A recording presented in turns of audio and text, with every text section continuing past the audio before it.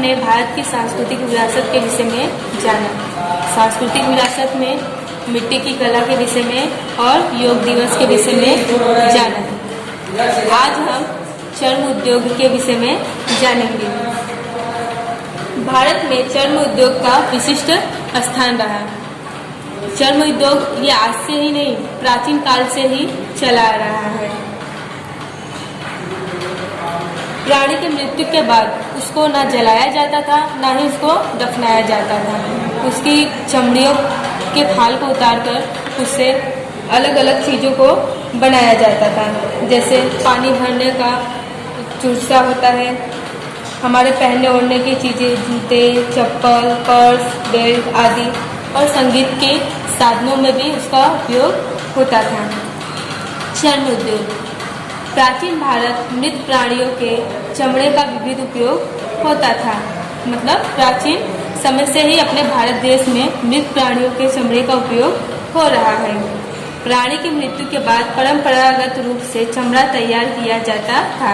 मतलब किसी प्राणी की मृत्यु हो जाती थी, उसको जलाया वगैरह नहीं जाता था, उसके चमड़े का उपयोग किया जाता था।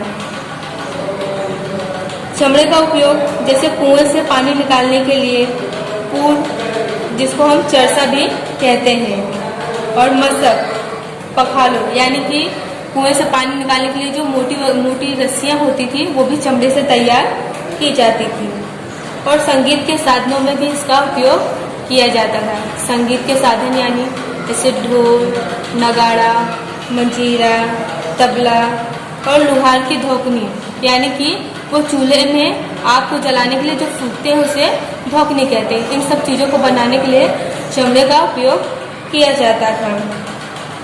और आज के ज़माने में जैसे जूते, चमड़े के चप्पल, चमड़े की कढ़ाई बुनाई वाली जूतियाँ, पर्स, बेल्ट, घोड़े और ऊँट के जैसे प्राणियों के पीठ पर रखा जाने वाला साज या पलान, यानी कि उनके ऊपर जो रखा जाता था उसके ऊपर बाकी लोग बैठते थे, उसको साज या पलान कहते थे।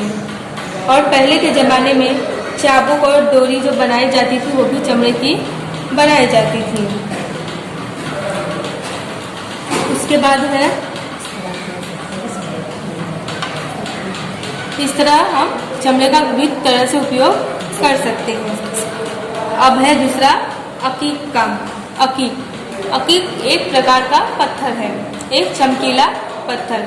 इससे पहले के ज़माने में ज़्यादातर ज्योतिष लोग इसका उपयोग करते थे।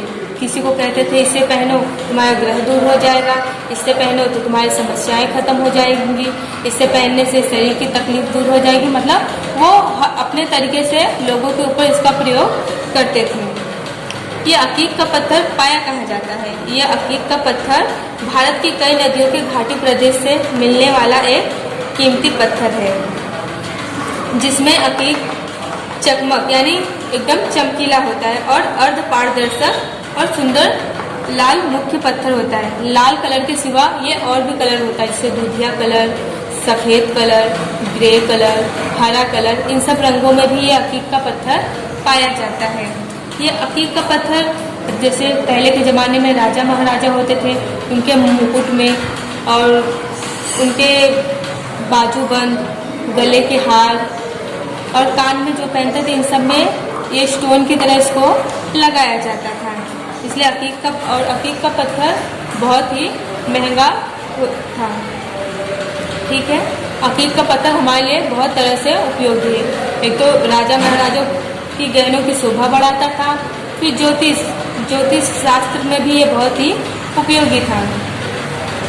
अब हम पढ़ेंगे मीना कारीगरी। मीना कारीगरी क्या है, पहले इसके बारे में जानते हैं। मीना कारीगरी यानी हीरा मोती उद्योग, यानी कि पहले के ज़माने में जो लोग कपड़े में वर्क कराते थे, फिर राजा महाराजा जो मुकुट पहनते थे, वस्त्र पहनते थे, जूतियाँ वगैरह पहनते थे, इन सब में इसका उपयोग होता था। चलो, भारत के पूर्व और पश्चिम और दक्षिण तीनों दिशाओं में 75,017 किलोमीटर लंबाई वाला समुद्री तट है, जिसके कारण हीरा मोती का उपयोग बड़े पैमाने पर बड़े पैमाने पर होता रहा है। मीना कारीगरी। प्राचीन समय में राजा महाराजा या श्रेष्ठ महाजन लोग हीरा मोती का उपयोग ज़्यादातर करते थे, जैसे अपनी अंगूठी वगैरह बनाने के लिए। अंगूठी वगैरह से पोखराज के पत्थरों से बनाया जाता है। फिर वस्त्रों की शोभा बढ़ाने के लिए भी मीना कारीगरी का बहुत ही महत्व है। पहले के ज़माने में मोती का कलात्मक तोरण हुआ, माला हुआ, घर के सामने का तोरण हुआ, खिड़की हुआ, विवाह के लिए, सजावट के लिए। फिर पिछौड़ी यानी कि शादी का जोड़ा, ये सब चीज़ों को तैयार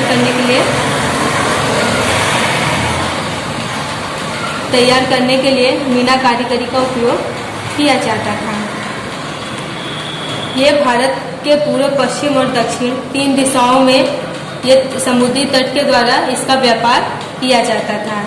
ये 7,517 किलोमीटर लंबाई वाला समुद्री तट है। इन समुद्री तट के द्वारा एक देश से दूसरे देश में इसका व्यापार भी किया जाता था। अब है धातु का।